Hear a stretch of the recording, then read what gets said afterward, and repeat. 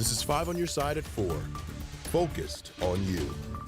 Right now at 4, a major problem for the Fox C6 school district ahead of the upcoming school year. The stadiums at Fox and Seckman High schools are closed after being damaged by heavy rainfall earlier this month.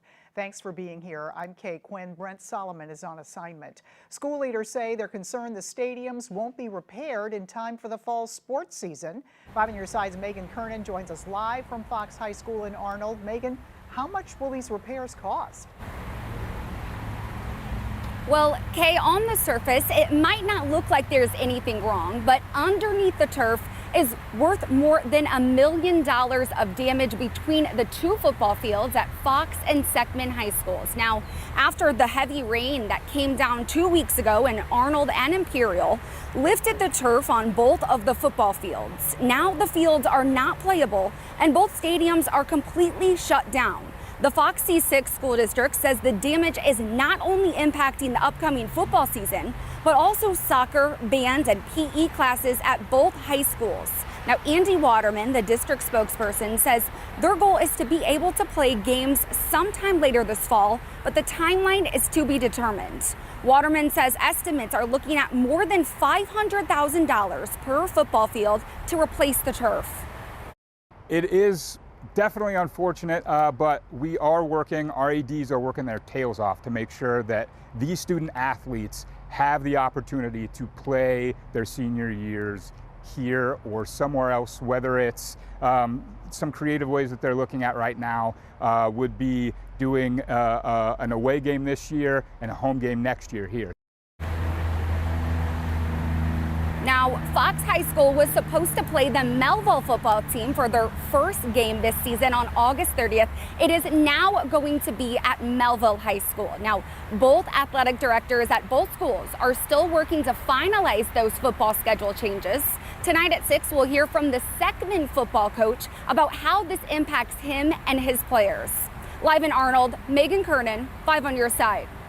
All right, thank you, Megan. Right now, scattered showers, a few storms moving across the St. Louis area. Some of us have seen downpours this afternoon.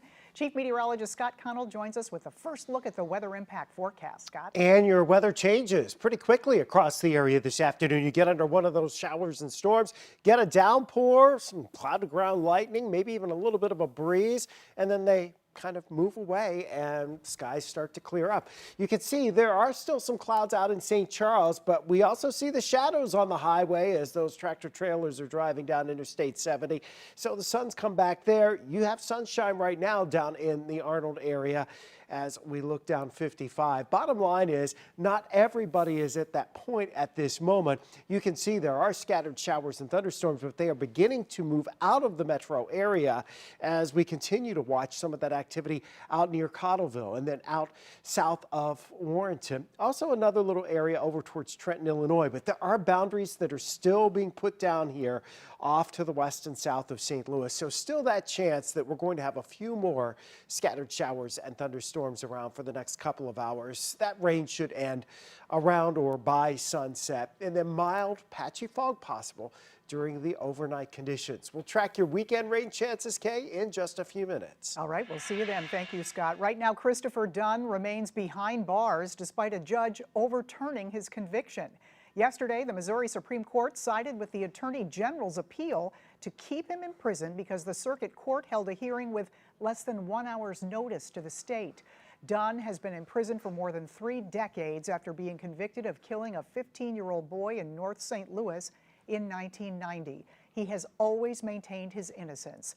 The Department of Corrections tells us the earliest Dunn could be released is Monday.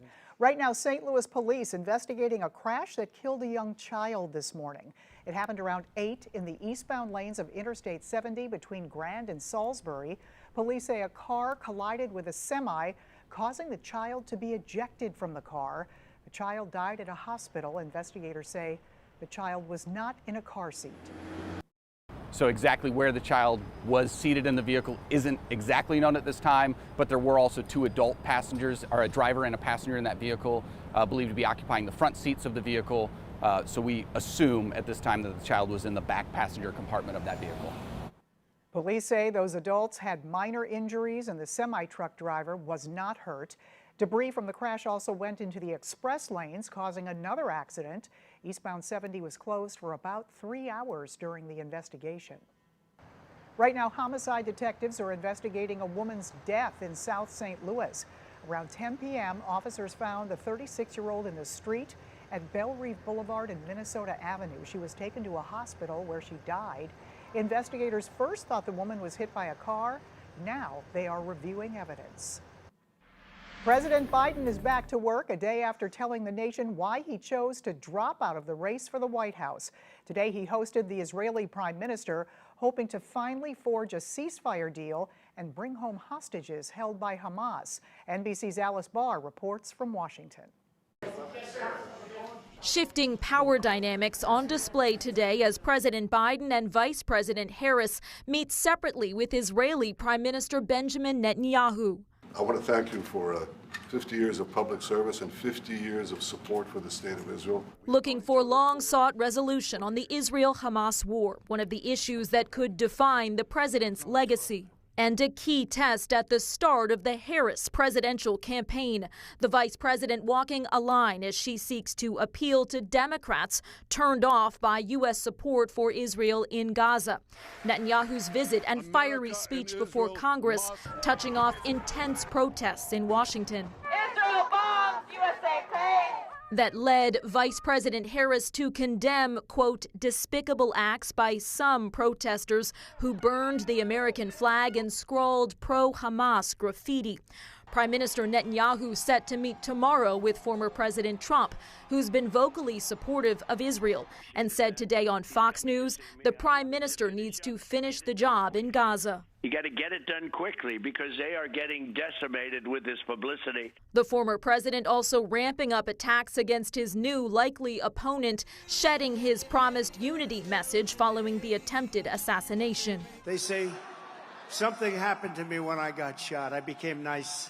And when you're dealing with these people, you can't be too nice. Earlier in Houston, Vice President Harris thanked the American Federation of Teachers for their work for children and their endorsement, as she tries to highlight both domestic and foreign policy in a presidential campaign at warp speed.